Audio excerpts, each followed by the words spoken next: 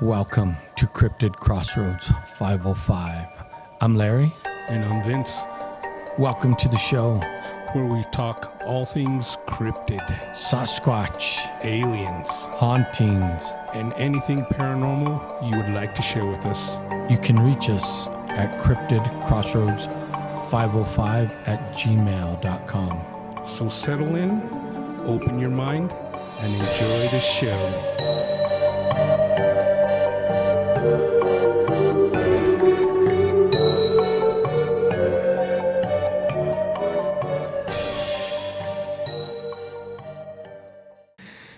Hey, welcome to Cryptid Crossroads 505. We're back doing it once again. I'm here with my co-host Vince. Vince, give me a shout out. Hey everybody, welcome back to the CCR 505 studios. That's right. So if you've listened to some of the previous podcasts that have been broadcasting, you probably heard we had an episode with a fellow by the name of Tater, and he gave us a good story about his Sasquatch sighting.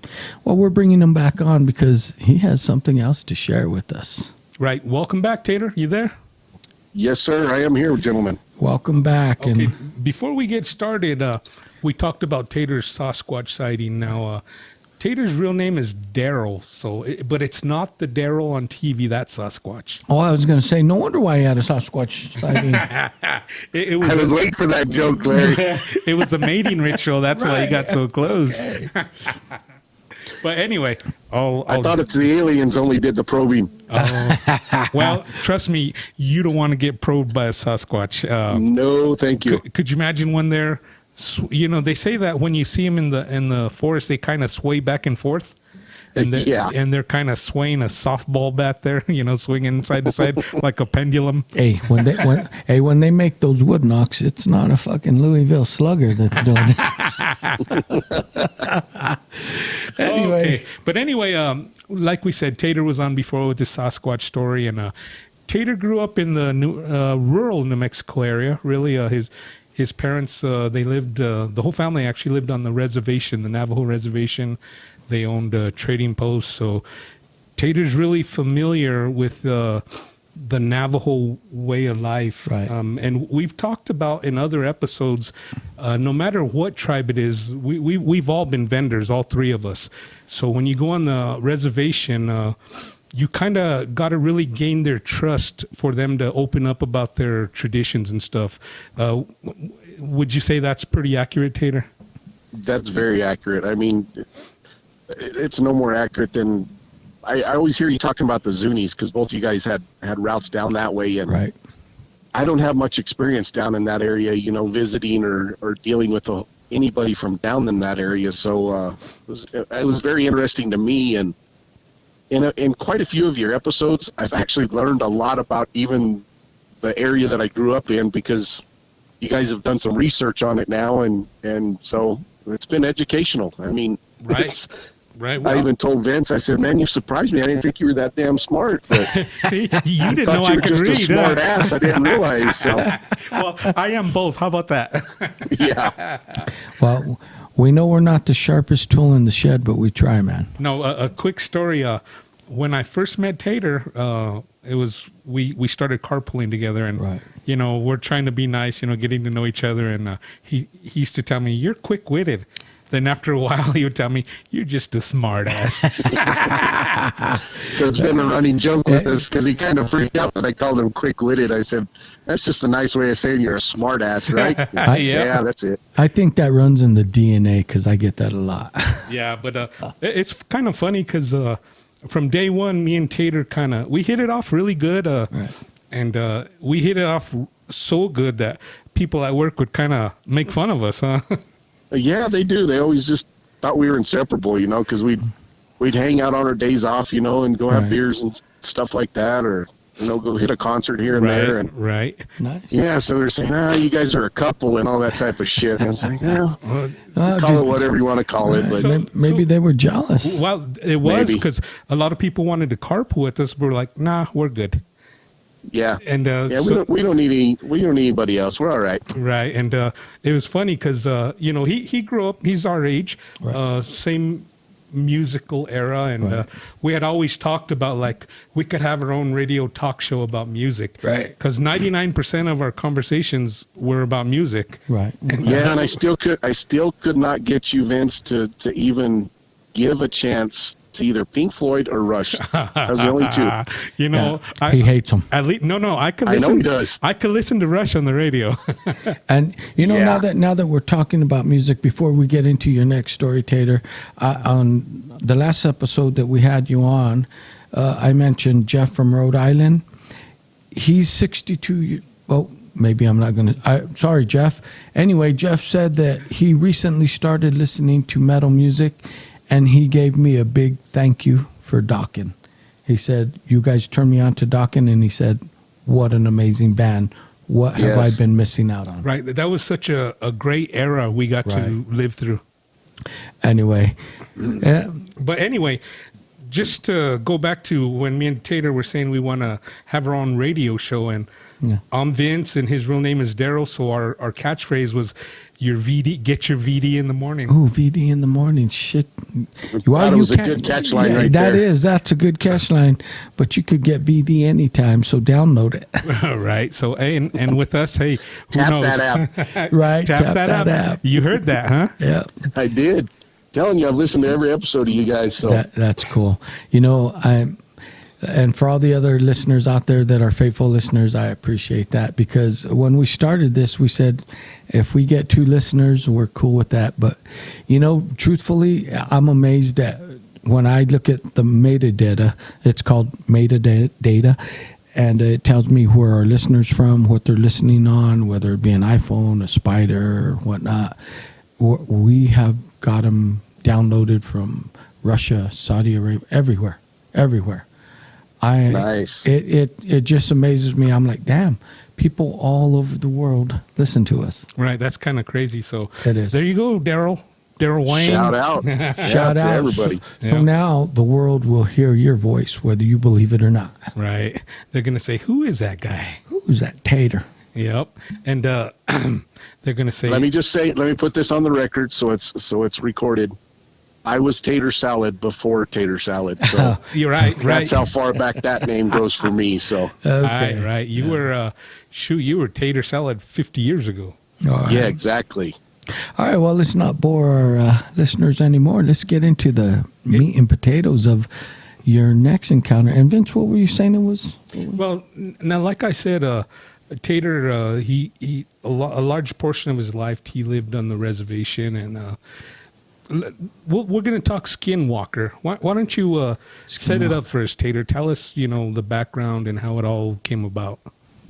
So like Vince just said, I grew up around, the Navajo reservation and on it and stuff like that, and had never had any experience with any type of skinwalker, but I knew of them. I mean, Right. I'd heard stories, I'd heard everybody talk about them, but nothing had ever happened to me. And so I want to say I was probably 17 years old, maybe something like that. This will kind of age it. So the Ford Ranger had barely came out. This is how old this was.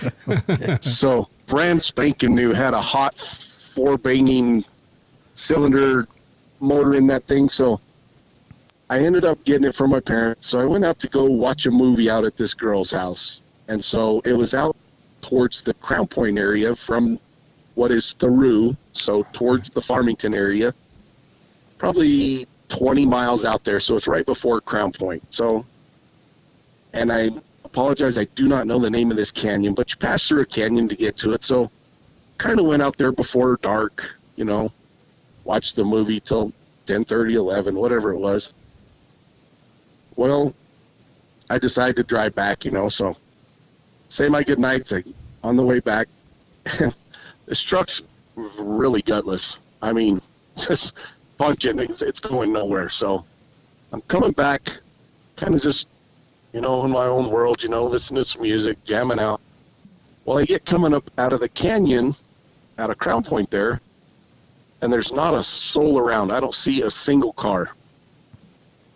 So all of a sudden, I'm probably doing a whole, 30, 40 miles an hour trying to get up this canyon here. It's pretty steep. Right. So I look over, I notice something beside me, on my driver's side there. And so I glance over, and something's moving. And so, I take a full glance over at it, and it's hard to see in the side of a vehicle with the lights. You don't have enough, vision over there to see anything. Your lights aren't bright enough. So all I see is something running along beside me. I'm like, man, I haven't had a single thing to drink. Nothing. I'm as stone cold sober as you could be. Well, this thing's on all fours, and it's just kind of easily keeping up with me.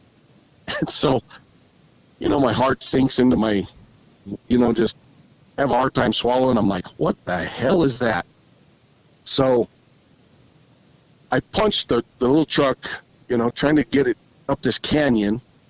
So everything, passing gear kicks in. I maybe gain 5 miles an hour. Right. And I can't get away from this thing. And so I keep looking, and this is windy coming out of there. It's not a straight shot. And there's a couple of little drop offs, to where could have really been bad if I'd have gone off the road there. So I'm making sure I'm trying to stay on the road. And I look over and I see some eyes, and it was like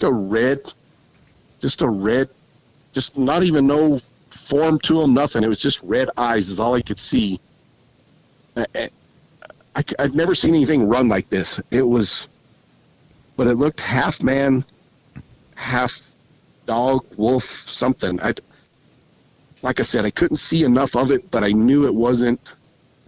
I knew it wasn't all wolf, or it's just kind of a weird look to it, and just I don't know if all the hair was not there. I don't know what the deal was that I just couldn't figure out what the hell it was. And so, like I said, I'm trying to get this little truck to go and go and go.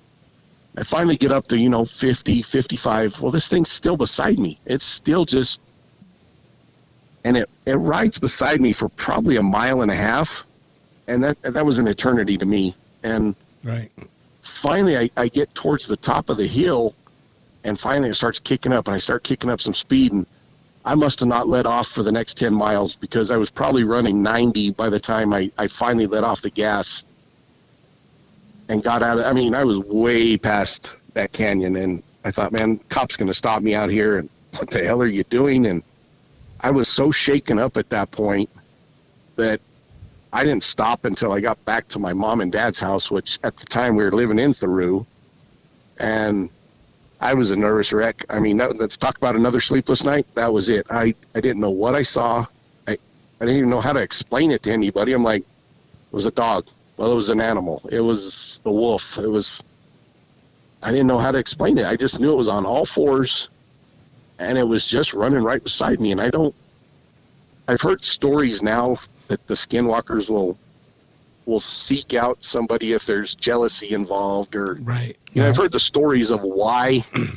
And so I don't know if it was coming back that I was an Anglo guy or a white guy out Billigana. That's what they're really called. That's out right. On the reservation. You're a Billigana. Yeah, I am Billigana. So I don't know if that had anything to do with it, and I had gone out to see another white girl out there. So I don't know if that had anything to do with it. I don't know if that was around their house. I honestly, I don't know. And do you think maybe somebody else had their eyes on that girl, or maybe it could definitely be, looking back, wanted to date her, and then they saw you going out there. So, like you said, the jealousy thing, that's a big thing. That's one of the biggest part of the Skinwalker story.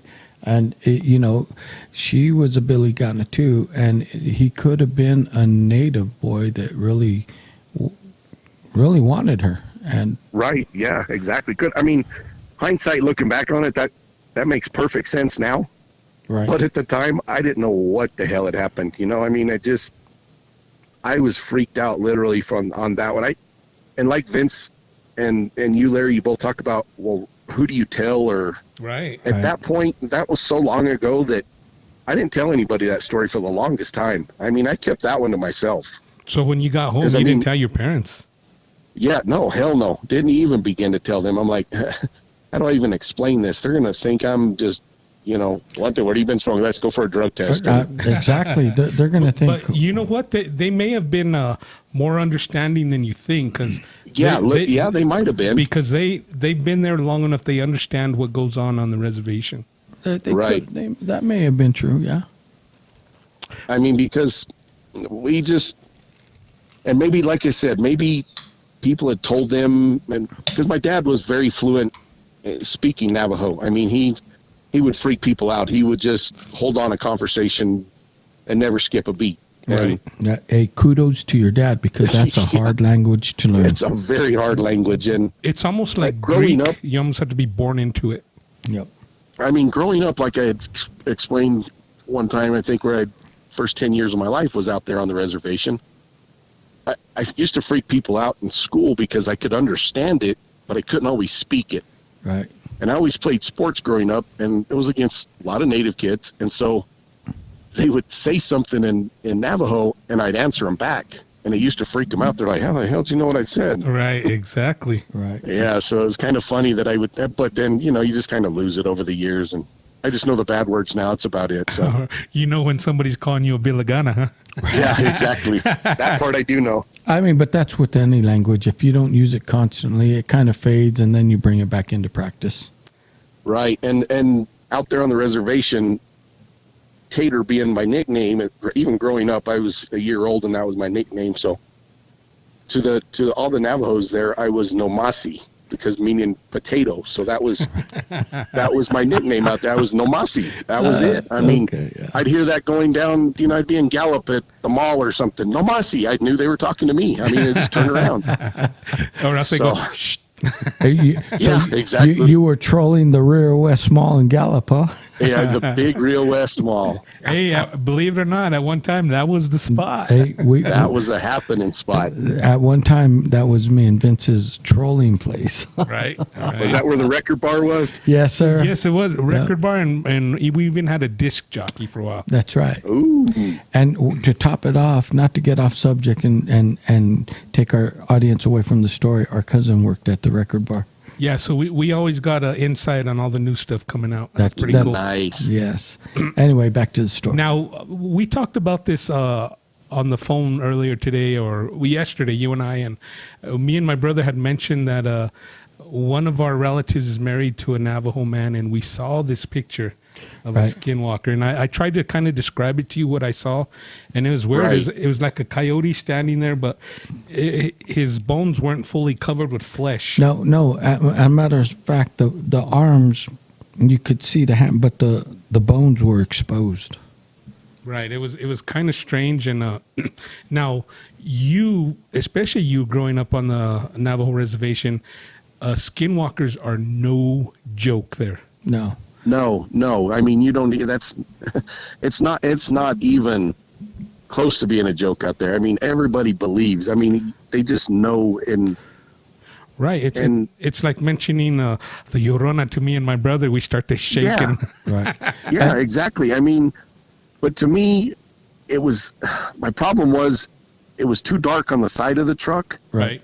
But I didn't want it to get in front of me, or I was trying like hell to get away from it as fast as I could. But that little gutless truck, I couldn't get anywhere. So right. It was, but it was hard to see. So, I mean, I just knew I couldn't get away from it. It kind of toyed with me, just kind of like, I'm here just to kind of shake you up, to let you know I'm here and I can keep up with you. And, it just kind of, if it could laugh at me, it was probably laughing at me, because it probably saw how scared I was. Right, but even that gutless truck, it was going fast enough. What else could keep up with it? Yeah, I should have been able to get away from, if it was dog or or wolf, or anything, coyote or wolf or whatever it could have been.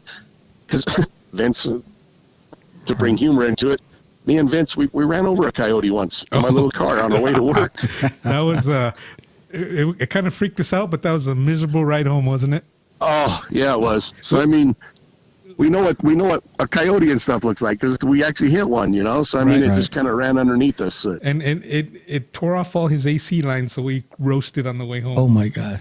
Yeah, it was like 100 degrees that day, and so we were dying that way on the way home. Now, Vince took his top off and everything. So Oh, please don't say that. well, I do that in the dead of winter too. So, Okay, well, but getting back to a previous episode, did you hear our ghost dog episode when we were going did. toward Madrid? And that's Yes. kind of what it reminded me of, because when we hit that coyote, I was looking at the side of the road and I didn't see where it came from. I looked forward and I just saw the back, the hair on the back in front of your car, and boom, we hit it. right. but I was waiting for you to. In fact, I was waiting for you to mention it on that episode about us running over the coyote. I was like, why isn't he mentioning this? And you know what? It slipped my mind until now, but that's exactly what me and my brother saw. Now, he has a Tundra that's quite a bit higher than the little car you had. Right. And Yeah, the little Civic. right. And Yes. we saw the back hair right over the hood of the car or the truck, but there was never any impact, just like it disappeared. And if you listen to the episode, for our listeners who haven't, I would suggest go back to Late Night with Larry and listen to the Ghost Dog episode. That hair came across my grill. And then when we were talking and we both saw it, and it was like a split second, and I was like, oh shit. Right. I saw it come from your side, And I said, what did we hit? So we looked, there was nothing there. and when you see it in front of you, kind of brace for a little impact, and we there was both nothing. braced. There was nothing. I looked in my rearview mirror because sometimes it'll duck down, you'll hit it, and you'll see it spinning in the mirror. Nothing. There was nothing behind us. We didn't even feel a thump, but we saw it run in front of us. Yeah, but So have you guys been able to find any other sightings on that stretch of road from anybody else posting anything? No. You know what? It's very hard to find any sightings here in New Mexico. Now, you Google them or whatever, it's almost a handful of stories come up, whether it's Sasquatch or whatever. Right. But your best bet is to talk to the people. And like I Right. said, like with the natives, you have to gain their trust. Now, when I had my sighting, I kind of got ridiculed at work because I told a few people. But it seems like now, whenever something freaky comes up, the people at work, they'll kind of pull me off to the side. Hey, I want to talk to you about something. Right. And they'll tell me about what happened. And that's how it happens. But, back to your Skinwalker experience, a lot of people think that this is just folklore, and they don't realize how the Navajos take this as it's not folklore, it is fact, because for generations, that's what has been handed down to them. Right. And if you look at the history of it, the Skinwalkers were used, first of all, to go to Other rival tribes, Right. and I want to say, I guess, protagonize them and Scare them, scare whatever. them. Yeah, that's what they were used for. But as they became the civilized tribes, the whole functions shift, and it became more of a dark art and malicious intentions. And like we said, the number one reason that from our research, it's jealousy. Right. Right. And looking back on it, it makes sense now. But I mean, at the time, I couldn't put all that together. I had no idea why or what the hell happened to me. Or, like I said, I didn't really even talk about it to anybody. I didn't bring it up because I didn't want to be, that person of what the hell what have you been smoking, or are you going crazy on us, or Right. no, I saw it. I mean, that's So- understandable. I mean, because people are going to say, you're going to be ridiculed because, well, I've driven that road 10,000 times and I never seen anything. But maybe you're not the target of jealousy. right, of the Right. jealousy and all that. Right. And maybe just getting older, I just don't give a shit what people think. So Right, I don't there you care go. anymore. Yeah, I we don't mean, either. Yeah. Now, I want to So- ask you a question. I'm not trying to single out any one tribe or stuff, but the Navajos quite well, and a lot of things there are driven by jealousy. Is that a fair assessment?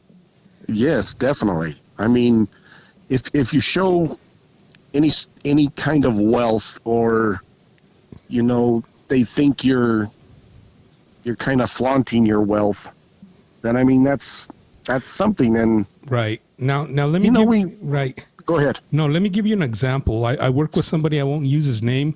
He lives on the reservation. He's a native guy. And, we always joke with the guys that work at the mine, oh, you must be the richest guy on the reservation, blah, blah, blah.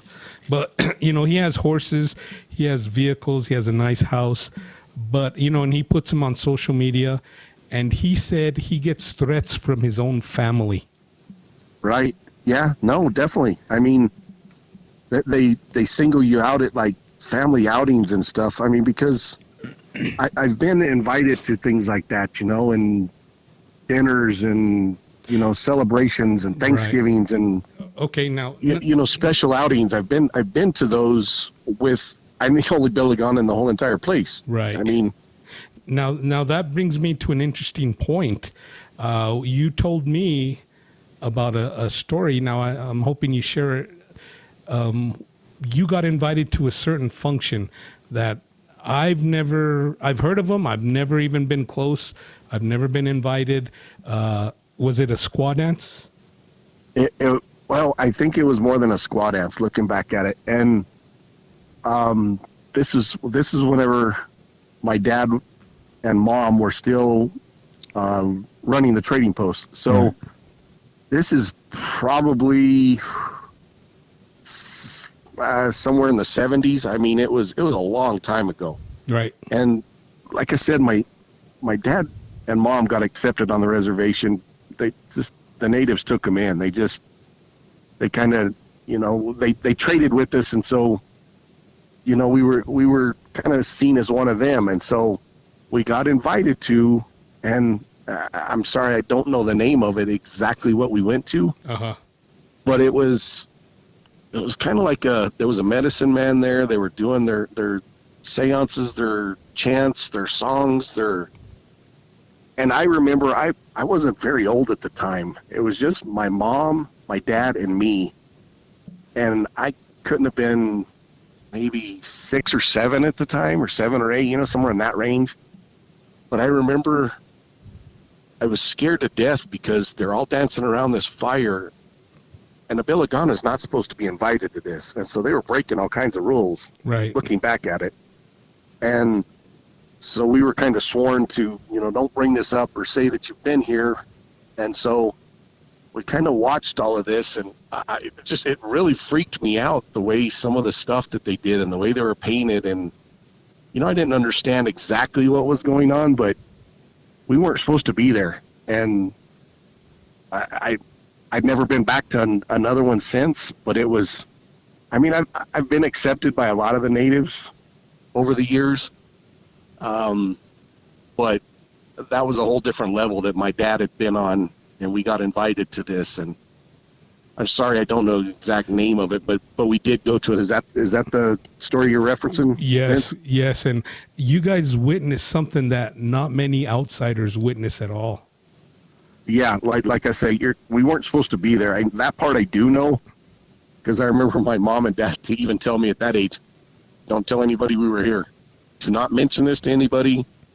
And so, it wasn't something I could brag about. Oh, I went to Right. whatever it's called. I'm sure there's a name to it, and I apologize. I don't know the name of it, but right, wasn't able to talk about it, so I didn't really know what I was at, But to watch the chants and the hear the singing and the dancing, and to see the medicine man, go through the process of trying to heal. If I remember right, there were 2 or 3 people they were trying to heal. It wasn't just the one person. It was right, and they're really in touch with the earth and the elements. And to us, not to poke fun at you, but in the white man's world, we got a whole different belief system. That's why when we see something like that, it's almost scary to us. Right, and it was scary. I remember being scared at that point because the face painting was one thing. But just the way they danced, and it must have been like something out of a movie. Yeah, it was. It's kind of hard to explain. It was just, it was. I remember a big raging fire. I mean, it was huge bonfire type thing, and they all danced around it, holding hands and singing. But there was. I remember one medicine man was doing he was talking and chanting and, you know, doing the prayers and whatever they do. And yeah, it was kind of freaky to me. I mean, I Right. just didn't really understand it, but Right. Right. It's just something we're not used to. I mean, yeah, no. I'm not saying they're wrong and we're right. It's just we're not used to it. You know, we're used to our traditions and they got theirs. And who knows? You know, maybe they're doing the right thing and we're doing the wrong thing. Well, Yeah, exactly. And think about when, you know, colonization happened on this continent. What's the first thing they wanted to do? To stop that. They wanted to stop all that, and they sent all these natives to boarding school. Once they fought the wars and they put them on reservations, they sent the young to the boarding schools, and they insisted that they give up the language and learn English. And take a white man name. That's right. Yeah. Now, just to touch on that real quick, when you said you weren't really familiar with the Zuni Pueblo, Zuni tribe, me and my brother, we went down there for years.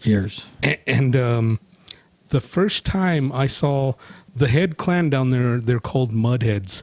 Now they run around with these like clay masks. I don't know how they get them on, but it's like their whole head is engulfed, and they got like circles for eyes and a circle for mouth. And what they do is they run around and they get donations, you know, to support the head clan. But the first time I saw them, I was like, what in the hell? And when the ladies would see them, they would freak out and run the other way. Right.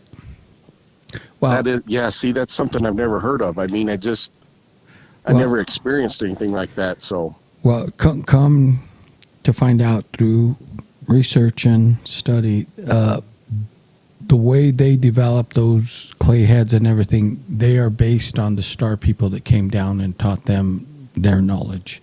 So when you look at one of those clay heads, that's a representation of the aliens that interacted with the Zuni people. So that's probably why, you know, they still say, well, I can't be a part of this. But anyway, we were getting right into the interesting part of your story. I don't know if it was a squaw dance or whatnot, but let's finish that. I want to know what you saw. It was one of those that I remember even building up to it. And my dad was really excited about it. And my dad, when he was alive, he was one of those. He was a very few words. I mean, he was very friendly and could talk to. He never met a stranger. I mean, he always talked to people. But he just, when it came to something like this, he was kind of giddy about being able to go. It was something. I even remember that at such a young age. I was like, "This is a big deal. We're going. I mean, we're not supposed to be here, and yet we're going." And Right. And so that I remember thinking to myself, you know, I better take this in. And I wish I would have known more, but I wasn't able to talk to anybody. So I really, Right. And you were so young, it was probably hard to process. yeah, it was. I mean, it was seance, or I don't know what to call it. I mean, it was basically, it had to have been a prayer of some sort, obviously, because it was a medicine man, and you know, logic kicking in. I mean, that tells you what they were doing, but it was of something I'd never seen before. You know, and there was some people that I knew that were the dancers and stuff.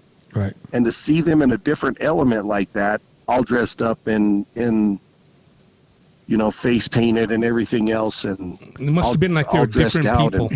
It was like it was like night and day. You know, it was. Right. I never looked at them the same way. I really didn't. I kind of know now, and just Right. probably respect. You know, maybe I guess I had more respect for them because. I said, wow, it was interesting. To me, it was even interesting. It scared me, but it was interesting. Right. Right. And so, Well, anything we don't understand scares us. And these people That's took true. you back and they said, look, you know me in the day, and that's my civilized personnel. Tonight, you're seeing my tribal personnel. Right.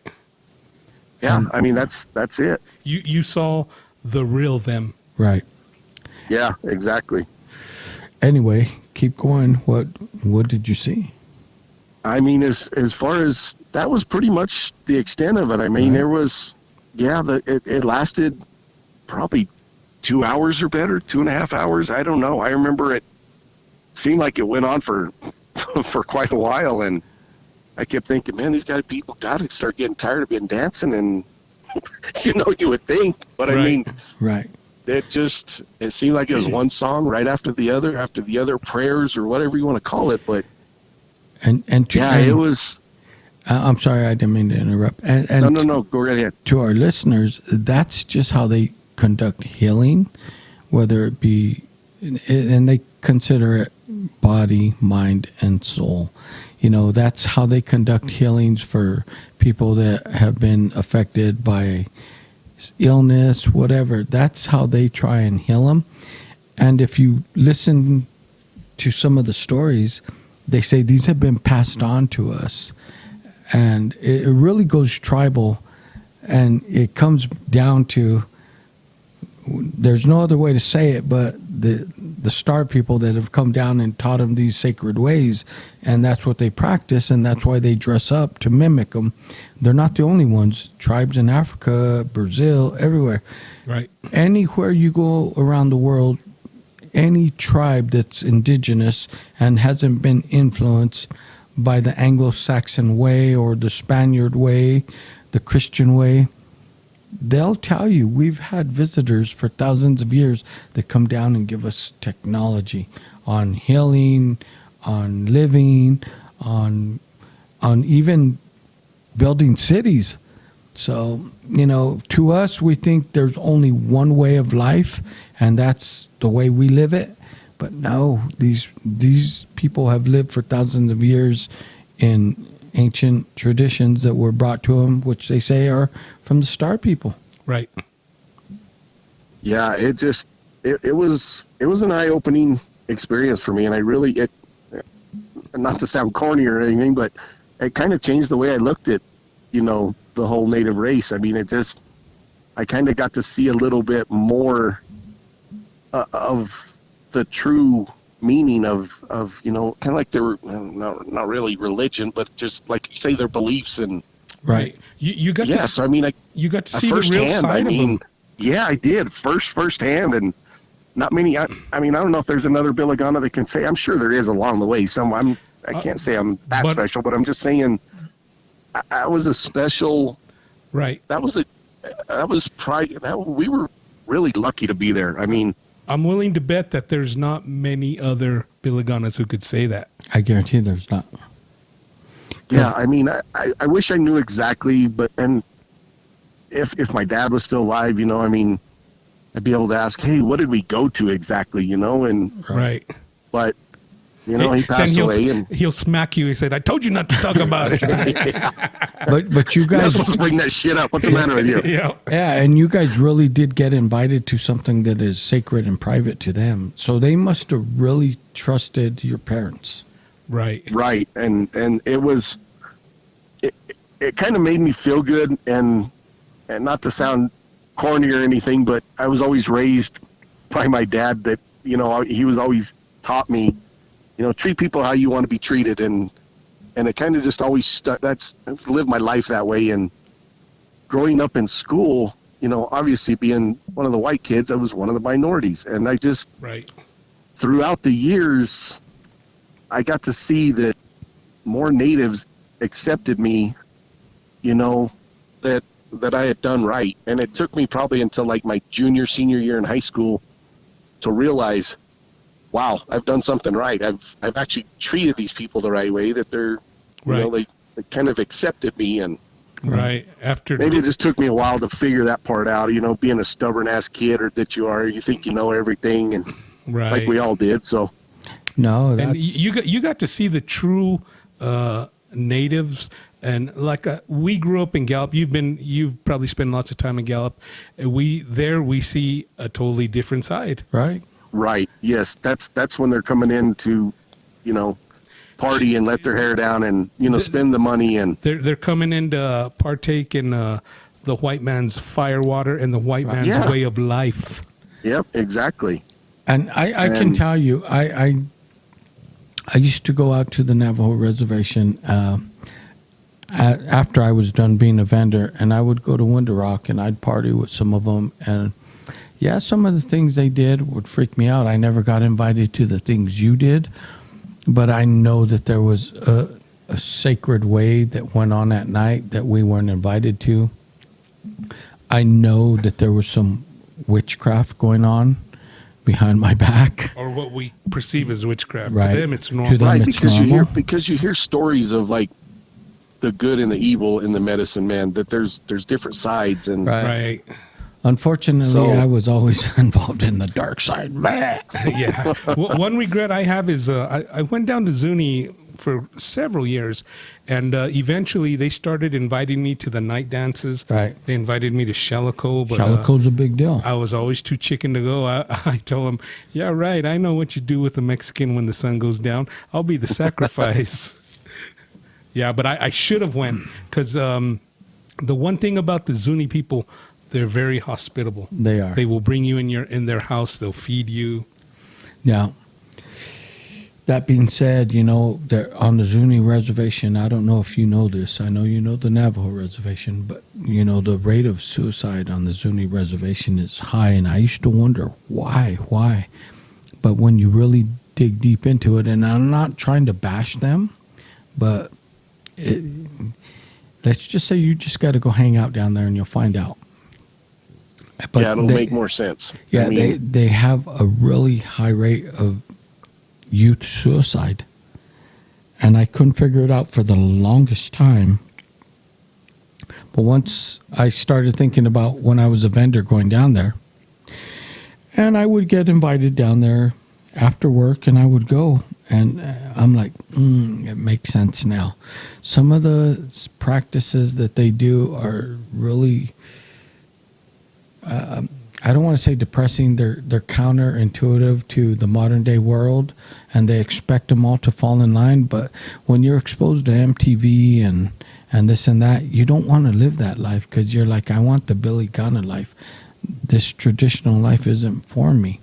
But you right, know, the new generation that just yes. And I kind of put two and two together, and I'm like, I see why, but. It's not depressing to me, but some people are like, oh, there's a crisis going on. I'm like, no, you don't understand their traditions.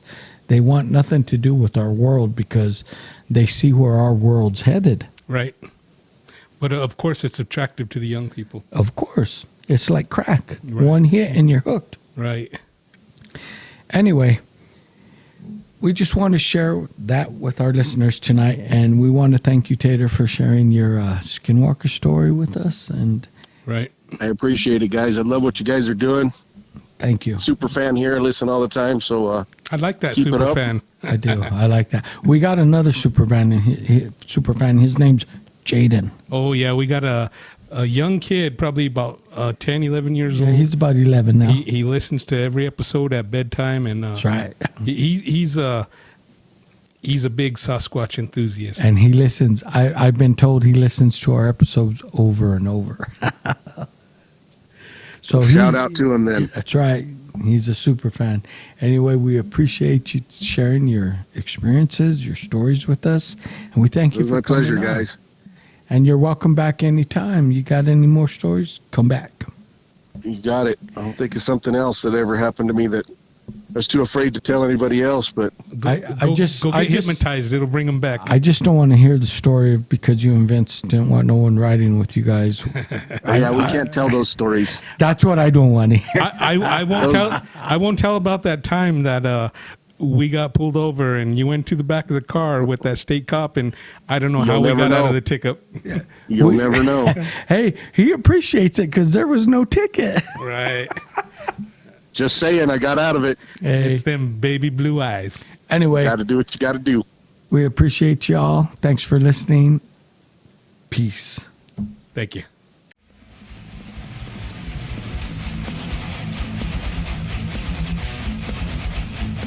Hey, thanks for watching.